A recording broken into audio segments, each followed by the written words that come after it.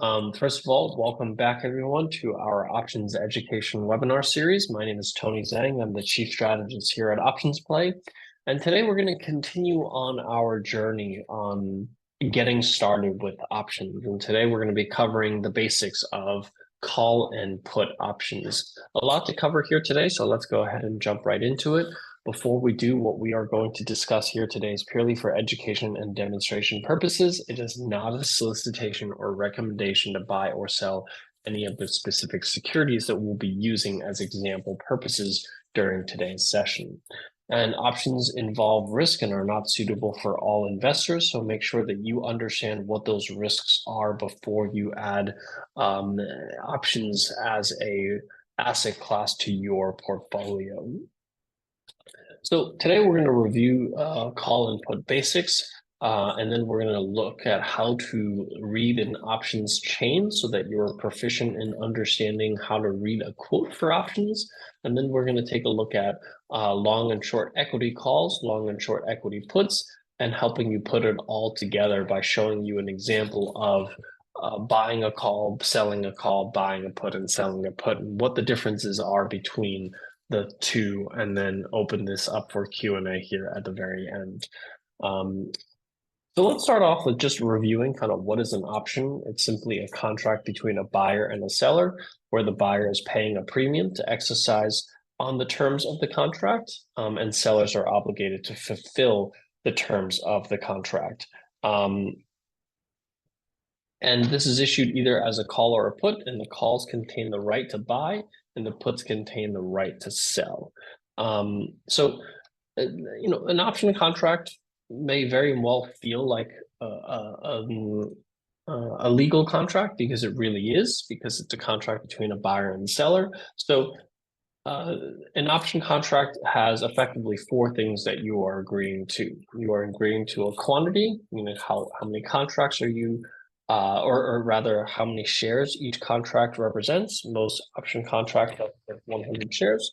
What the product is, whether it's an underlying stock, ETF, index, a currency, a commodity, what price you're agreeing to, the strike price, so the price that's usually price per share, and then what time frame and expiration date. Typically, expirations are on Fridays. So, an option has these four components to it. And then you also have whether it's a call or a put option, whether it's the right to buy the stock at that specific price or the right to sell the stock at that specific price.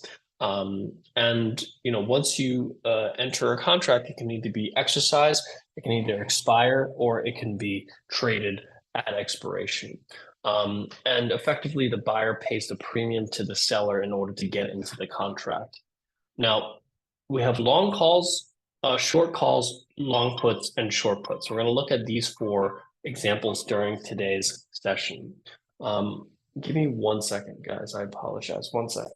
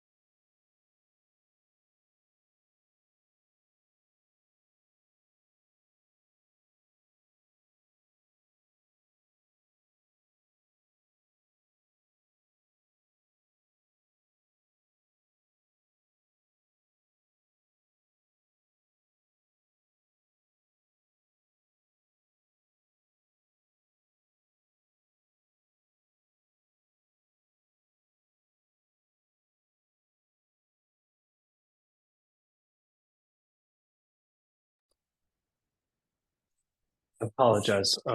Okay, I'm back. So today what we're going to look at are long calls, basically the buyer of a call option versus the seller of a call option, which is referred to as short call. And then we're going to compare that to a long put and a short put. So the buyer of a put versus the seller of a put. And the T chart here is important to remember because put options or rather short calls and long puts are bearish, and long calls and short puts are bullish. So this might be confusing sometimes when you first start, is to remember, which one's bullish, which one's bearish. So we're going to go through all four scenarios, show you kind of the difference between buyers and sellers so that you're very clear as to the different scenarios as to when you might want to use each one of these four strategies, and just making sure that you're able to navigate the four possible option contracts that you can trade with an option.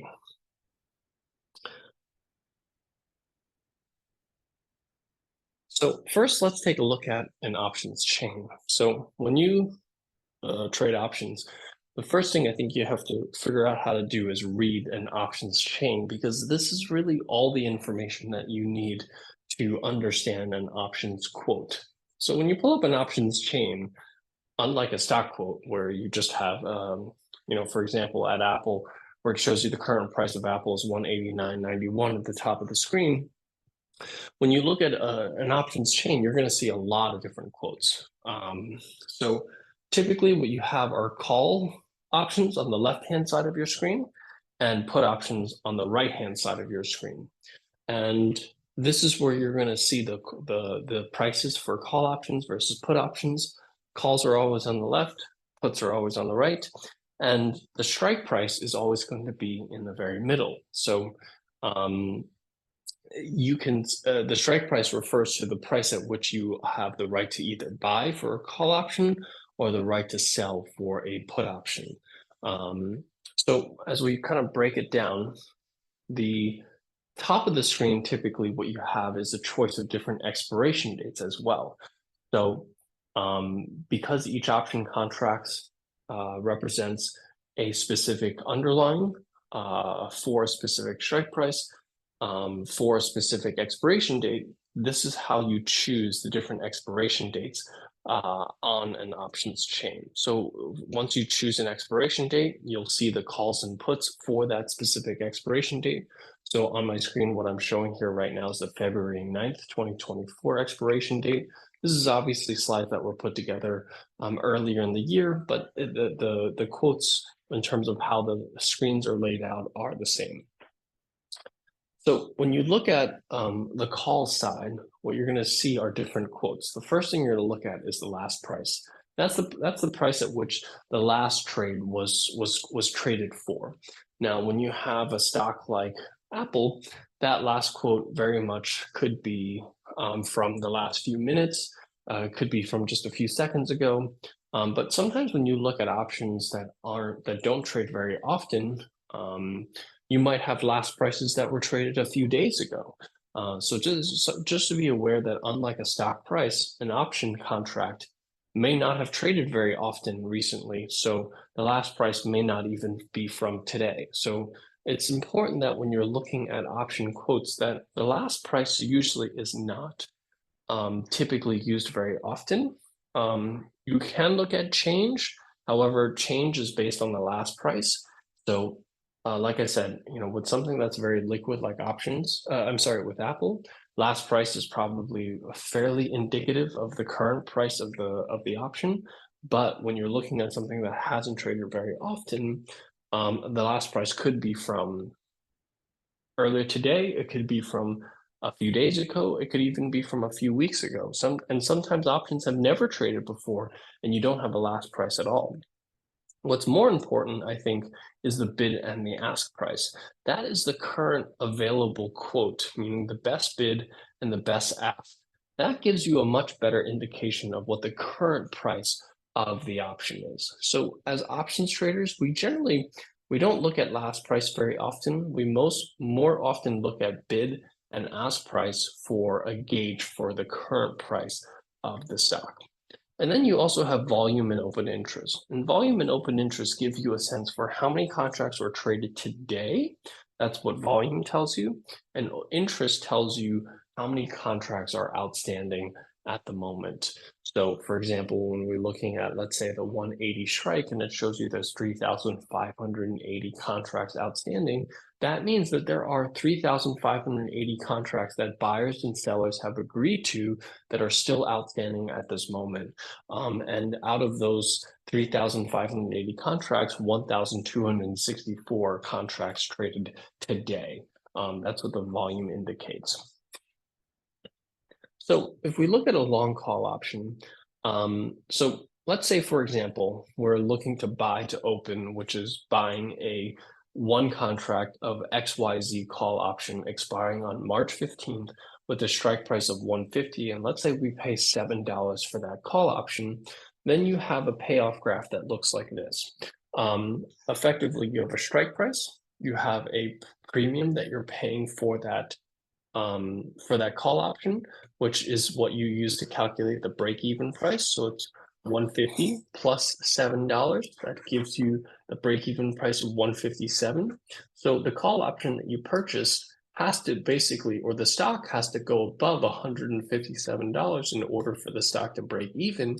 And it has to go above $157. I'm sorry, it has to get to $157 to break even.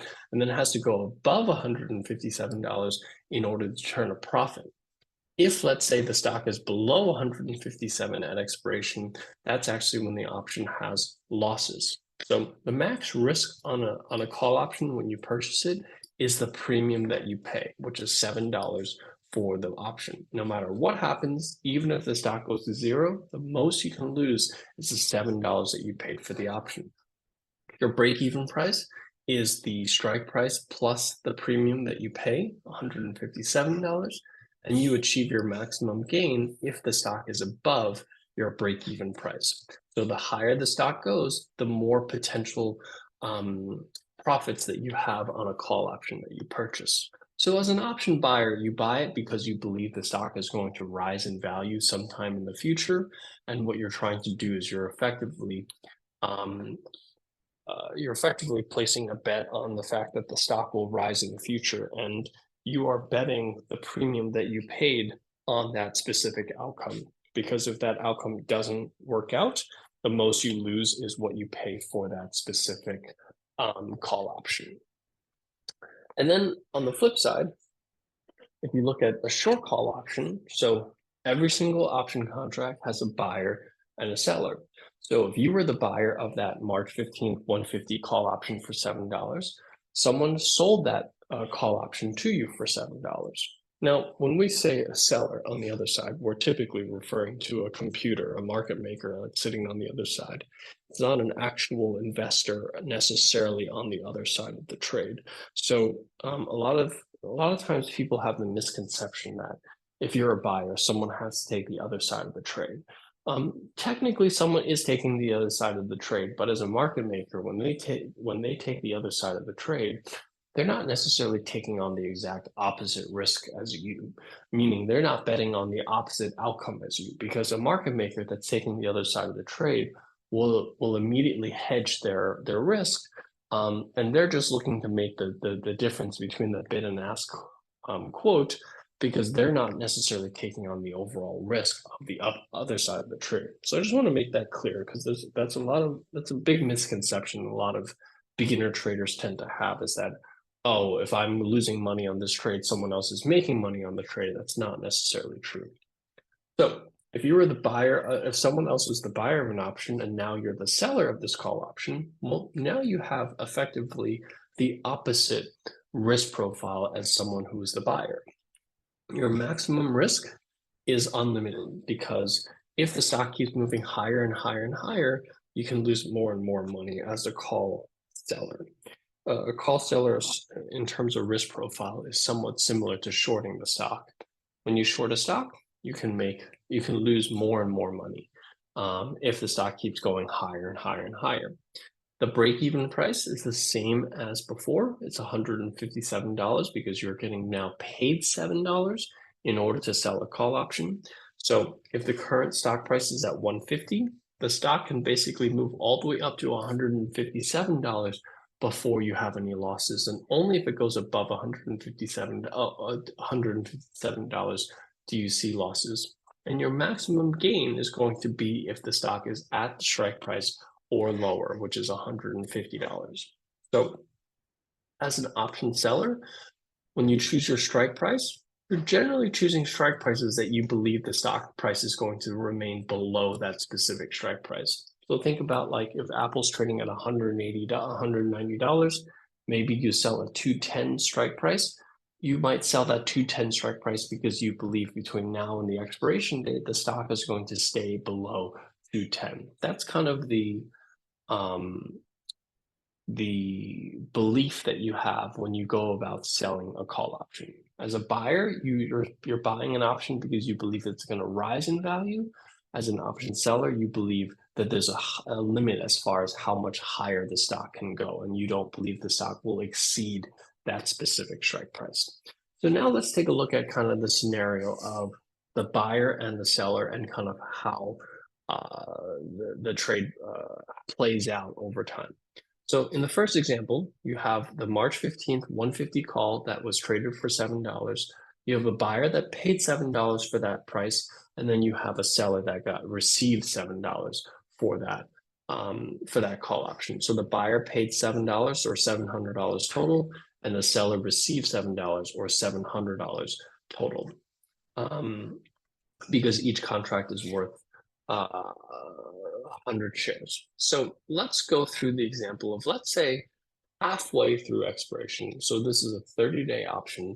15 days into the option, the stock rises to $165, right? So you originally bought it when the stock was trading at 150. Now the stock's up to 165. So the call option that on the buyer that was purchased, that was originally for $7, is now trading for $17. This is halfway through to expiration. The option is now worth $10 more. So as an option buyer, what you can do is you can choose to close that specific trade. And both the buyer or the seller can choose to do this.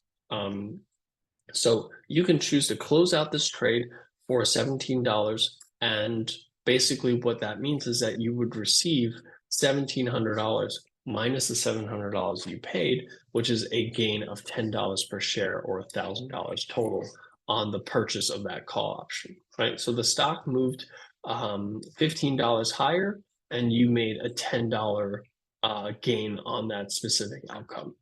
And vice versa, if let's say the stock, if you were the seller of that option, you sold something for $7. Now you have to buy it back for $17. Now your loss is going to be $10 a share or $1,000 total. The difference between the buyer and the seller are always going to be exactly the same on either side. So if the buyer gains $10 per share, the seller is going to lose $10 per share. But like I said, chances are the person on the other side of the trade isn't actually on the other side of the trade, which is a different discussion for today. So this is just to help you understand kind of if you were to sell that call option and hold it through day 15 where the stock jumps by $15, this would be your total outcome. Now let's look at a second scenario. What if, let's say at expiration, let's say you hold this all the way to expiration and the stock ends up at $166. Now, what happens is that your call option that was originally worth $17 is now only worth $16. Because of time decay, it's going to work against the call option that you own. At expiration, the only thing that's left is the intrinsic value. The intrinsic value is the difference between the current price of the stock, which is $166, and the strike price of the call option, which is $150. So the intrinsic value of the option is $16. So at expiration, your gain would be the difference between 16 and the $7 that you originally paid. So $9 per share or $900 per contract. And on the seller side, it's the exact opposite. You sold something for $7. Now you have to buy it back for $16. That is a net loss of $900. So the buyer and the seller are on opposite sides. If the buyer gained $900, the seller would have lost $900. So from that perspective, it is a zero-sum game, right? All right, so let's look at the next example. What if, let's say, you bought that call option for $7, and halfway through, instead of the stock moving up to $165, let's say halfway through expiration, the stock hasn't moved at all. It's still at $150. Well, the call option that you originally purchased for $7 is now going to be worth less because there's simply less time left between now and expiration. So the call option that originally paid for $7 is now worth $5. So now you have, as the buyer, a loss of $2 per share or $200 per contract. On the flip side, as an option seller, you generally benefit if the stock doesn't move because time decay is working in your favor. And if you haven't lost any money to the underlying security, whatever you gain in time value, that's going to be a gain in your trade. So in this particular case, the $7 option that you originally sold is now only worth $5. If you were to buy it back at $5, you would have a net gain of $2 per share or $200 per contract. And vice versa, or rather, moreover, if let's say at expiration the stock closes down to 145, well, then simply the call option that you purchased is worthless, right? So if a call option is trading below the strike price at expiration, the call option is effectively worthless and expires. It expires worthless. So the person who paid $7 for that call option would lose what they paid, the $700 that they paid, or if someone that collected $700 as a seller of that option, they get to keep 100% of the premium that they collected, or all $700 on that specific trade.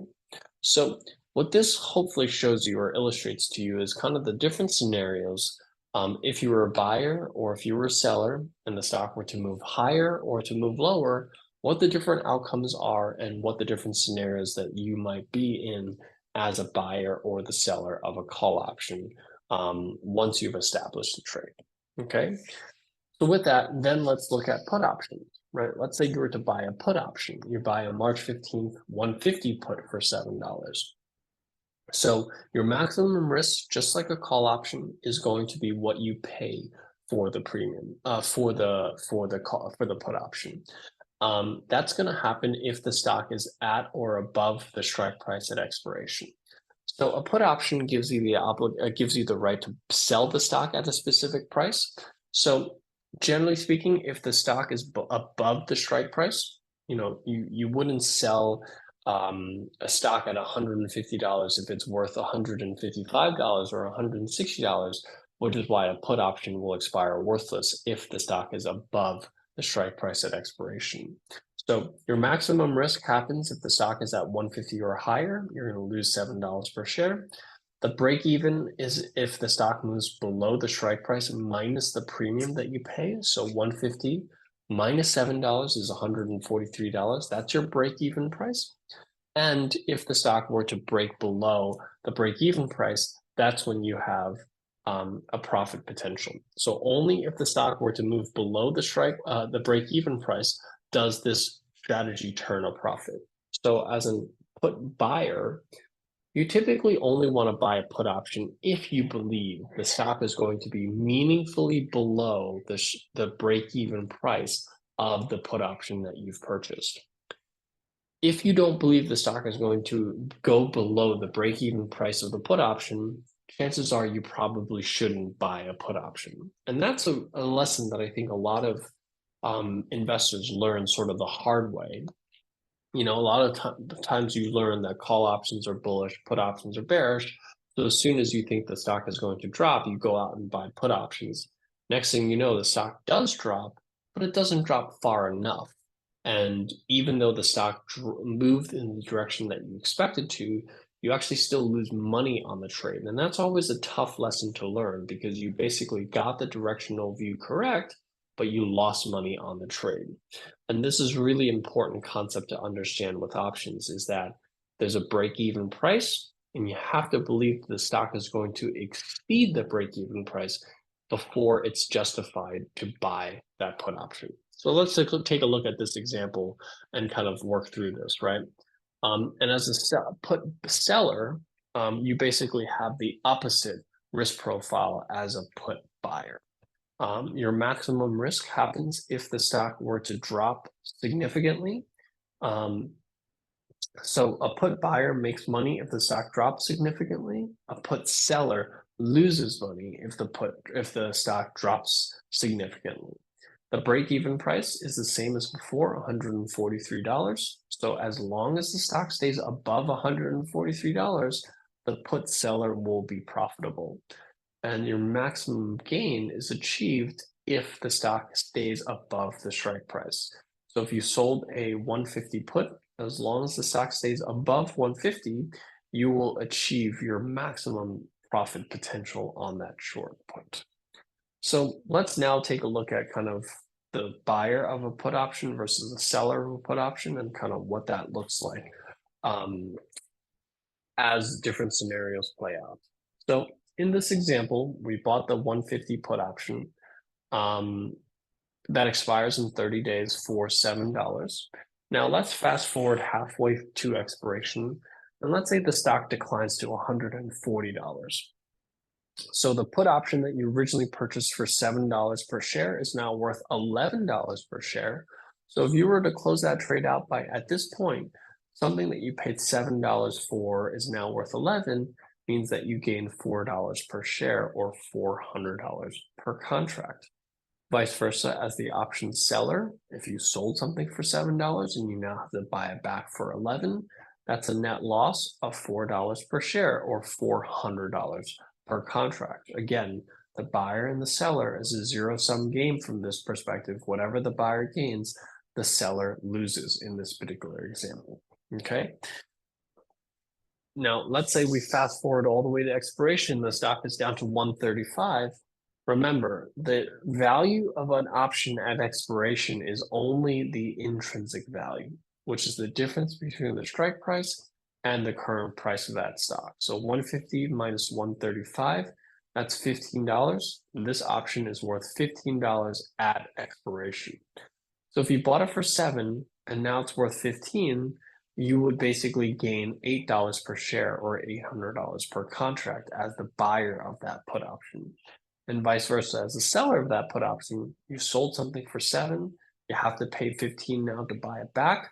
That's a net loss of $8 per share or $800 per contract.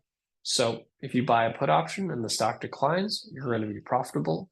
If you sold the put option and the stock declines, you're going to be unprofitable on that trade. Let's look at our second scenario. What happens if I bought this put option and what happens if I bought this put option halfway through, the stock declines a little bit, maybe it declines down to my break-even price. So at that point, the put option will be worth a little bit more, not much more. So my $7 option is now worth $9. So my total gain is $2 per share or $200 per contract. And then as an option seller, I sold something for $7, it's worth $9 now. I'm going to lose $2 per share or $200 per contract. And then let's look at what happens if at expiration, the stock is at break even. So at expiration, the stock is at 143. So originally I paid something for $7. It's now worth $7 at expiration. Well, in this particular case, I don't make any money on this put option. So this is an example of a put option. You bought a put option because you believe the stock is bearish. And fast forward a month later, the stock has declined in value. It's declined down from 150 to 143. So your bearish view was correct, but you didn't turn a profit on the trade because the stock only moved down to the break-even price. It didn't exceed the break-even price.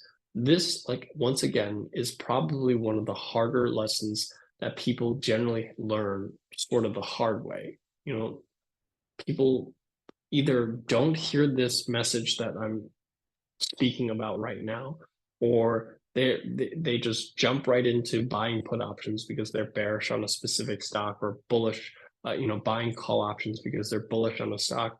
until you actually go through the exercise of buying a call or a put, having the stock go in the direction that you expect it to, and still turn a loss on the trade. It's a lesson that I find a lot of traders find hard to learn until they actually go through it.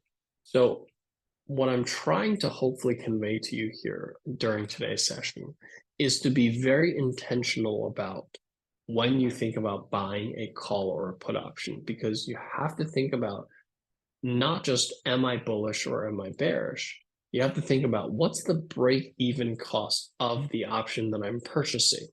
And then ask yourself, do I believe the stock is going to exceed that break-even price by expiration or not? Because if I don't believe the stock can meaningfully exceed that break-even price, it's not going to be worth your while to buy that put option. Just like in this particular example, I got the directional view correct. The stock moved down from 150 to $143.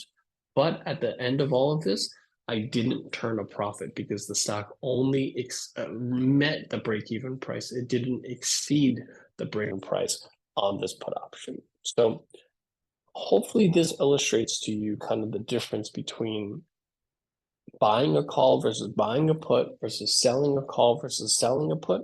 Just remember, the buyer and the seller are on the opposite side of an agreement. So you can think of them as just exact mirror images of each other with regards to the risk profile. And it gives you a better understanding as to which one of the two you might want to be on, depending on your overall view of the underlying security.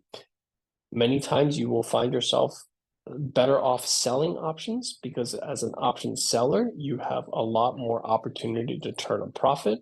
But as an option seller, you're taking on substantially more risk than what you can potentially make. Vice versa, as an option buyer, you're going to risk less to potentially make more, but the stock has to make a pretty sizable move before you're going to be able to turn a profit. One is not better than the other. It's just important to understand the difference between the two, because eventually what you're going to do is you're going to start to combine these strategies together to try to get the best of both worlds, right? What I'm showing you is kind of between a buyer and the seller, each one has its pros and cons. One has really good risk reward ratio, but a low probability of profit. The other one has a really poor risk reward ratio, but very high probability of profit. So in future classes, what we're going to learn is how to combine these individual strategies together, try to get the best of both worlds. How can you get a more balanced risk reward with a probability of profit that's slightly better than buying options, and vice versa. If you're going to be selling options, how do you get a high probability of success but have less risk attached to it?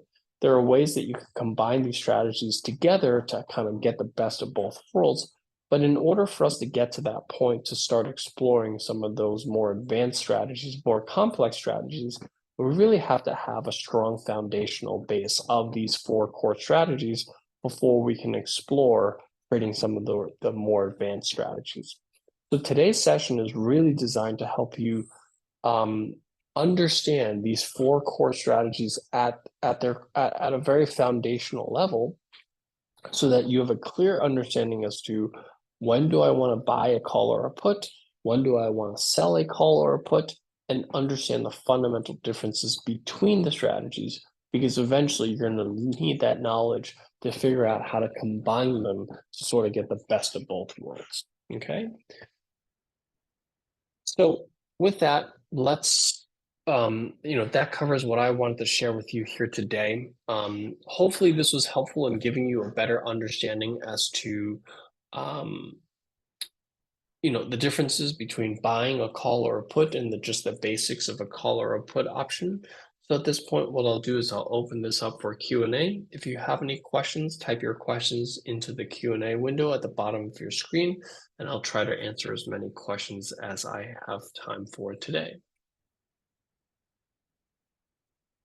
So the maximum loss while buying up call is the premium paid initially. That is correct. Whatever you pay for the call option, no matter what happens, you cannot lose more than what you paid. How do you know what the break-even price is? So with a call option, you just simply take the strike price and you add the premium to it. So 150 plus $7. That's the break-even price of 157. Sorry, let's look at call options. So with the call option, what you do is you take the strike price plus the premium to calculate the break-even price. And then for a put option, you simply take the strike price minus the premium, right? That's how you calculate the break-even price of a call or a put. William is saying, for example, if you own 100 shares of Apple and you believe it's going to continue rising in price, so you sell a put and receive $7 premium, but the stock starts to go down, what's the name of the stop loss order you'd place so that you don't lose money or break even at worst? Thank you. So it would simply be a stop loss order, right? So you put a stop order on your put option that you've sold. Now, if you sold the put option and the stock starts moving lower, you are going to start seeing losses on that put option, right? So you can sell it, you can maybe put in a stop loss order at the break-even price. You can certainly do that. But you have to consider the fact that you have both price and time to consider, right? So if the stock moves down substantially, but you still have a lot of time left, right? You might not have, you might actually still have quite a bit of premium left in the put option that you've sold. Vice versa, if let's say the stock moves down slowly and you're approaching expiration, then you're going to have a lot less premium left in that put option. What books do you recommend? I would say there's two books that I generally recommend. There's the Options Playbook, which is, if I'm not mistaken, Amazon's #1 best-selling book for options for 15 plus years. It's by a guy named Brian Overby, who's actually going to be teaching some classes to you guys in a couple of weeks. Brian has been in the industry for 20 plus years and have worked with everyone from Tom Sosnoff to most of the kind of famous names in this particular industry. I highly recommend his book. And then there's another book for those of you that want something a little bit more advanced. The Options Playbook really covers a lot of option strategies. And then for those of you that want a little bit more advanced understanding of options as an asset class, there's the Options Edge by Michael Coe. For those of you that are familiar, I was on a CNBC show called Options Action. Michael Coe was one of the co-anchors of that show with me for 10 plus years on CNBC.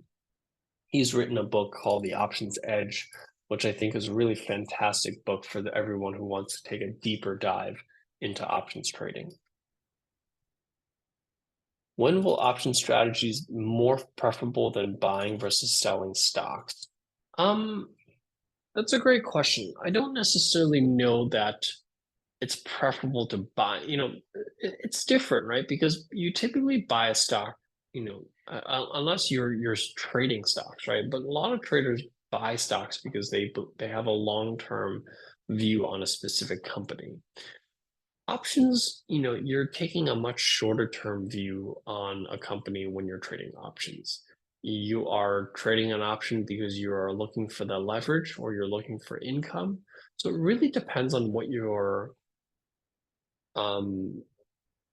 priorities are, right? Are you looking for capital appreciation? Are you looking for income? Are you looking for, risk reduction? Your options have a lot of different use cases where you can use it to sort of either augment an equity position, for income.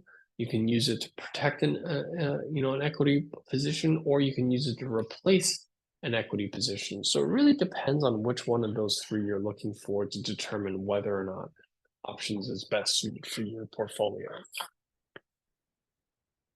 When will we learn those advanced strategies? So we are here every other Wednesday at 12 noon to help you learn options education. We're here every other Wednesday throughout till the end of the year. We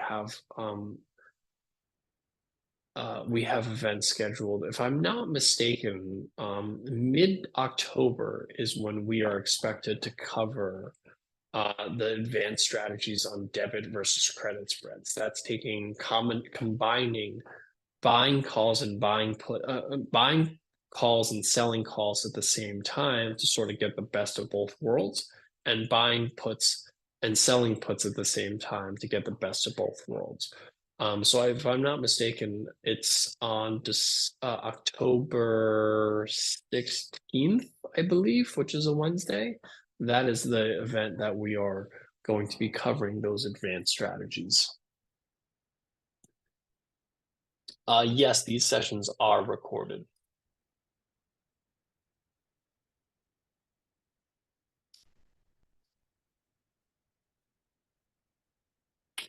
In your example for volume and open interest, one of the strikes was showing a higher volume and a lower open interest. How is that possible? It's a really good question. I think the question was, for example, this strike here, this 190 strike, how come the volume is higher than open interest?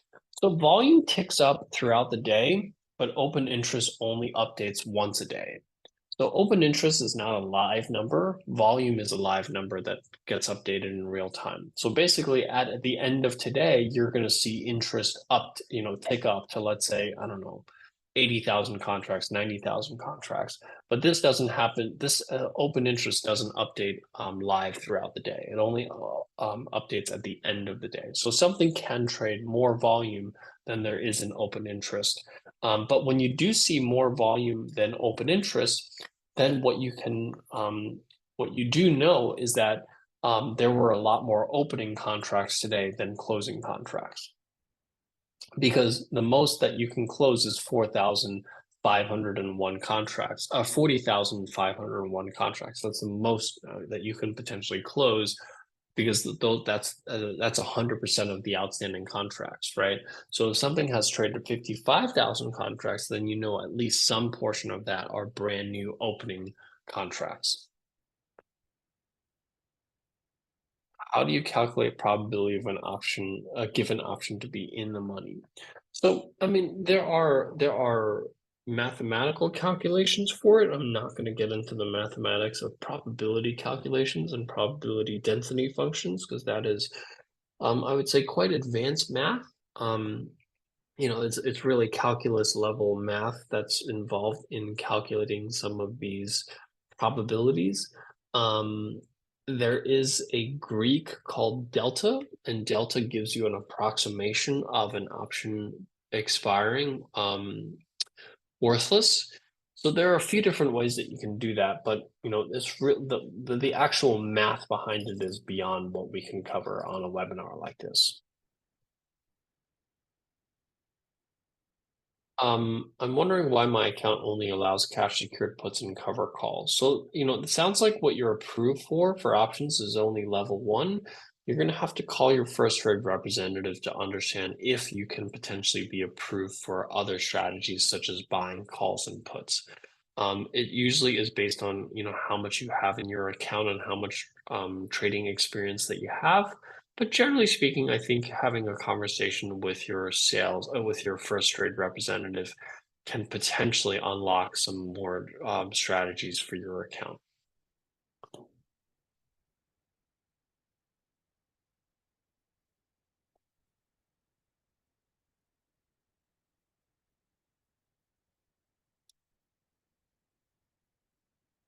Which option strategy would you recommend for lowest risk and consistent profit? Um, that's a bit of a loaded question.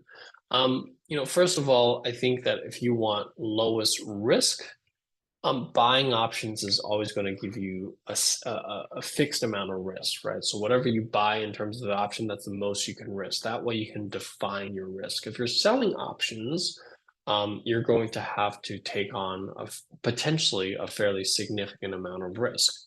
And your second question, which was consistent profits, you know, option selling is always going to have more consistent income, right? Because every time you sell, you're collecting income. You have a generally higher probability of profit, and you're going to have a much more consistent stream of income coming in as option sellers. So they're sort of the opposite end of the spectrum, right? Lowest risk is going to be buying options. Consistency is going to be selling options, which is why a lot of traders, especially professional traders, trade the more advanced strategies because they're trying to get the best of both worlds. They're trying to reduce their risk and try to get consistent income. And that's what we're going to cover on October 16th.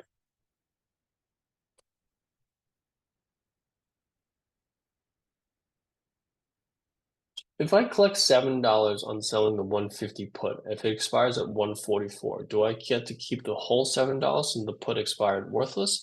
The puts do not expire worthless if it's at 144 because, if if if you sold something if you sold a 150 put, it's only worthless if the stock is above 150. If it's trading at 144, then the put option is $6 in the money, right? So basically you collected $7, but you lost $6 on the trade. So your net gain on the trade is only $1 if it expires at 144.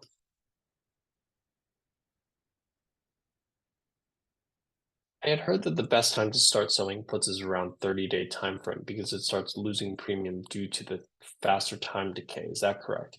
That is correct, William. However, you have to understand that there are other factors that come into play as you get closer and closer to expiration. There's delta and gamma risk that starts to become a factor as you get closer and closer to expiration. So while that 30-day number is correct, generally speaking, if you are trying to avoid the most risk, you generally want to sell something that's 30 days out. And then by about 14 to 7 days before expiration, you might want to buy it back. You generally don't want to hold it in that last week or so. Because like I said, even though you are getting an acceleration in time decay, you're also at the same time going to get acceleration in other risks as well. I found call and put options are difficult. I once bought a put option on CCL to stop drop, but I lost money. Never understood. That's why I hesitated uh, buy put sale options. Well, Doris, like I said, the lesson that you're learning is the lesson that most people have to learn the hard way. It makes once you learn that lesson, you think twice the next time you buy a call or a put. You don't just buy a put option because you think the stock is going to decline.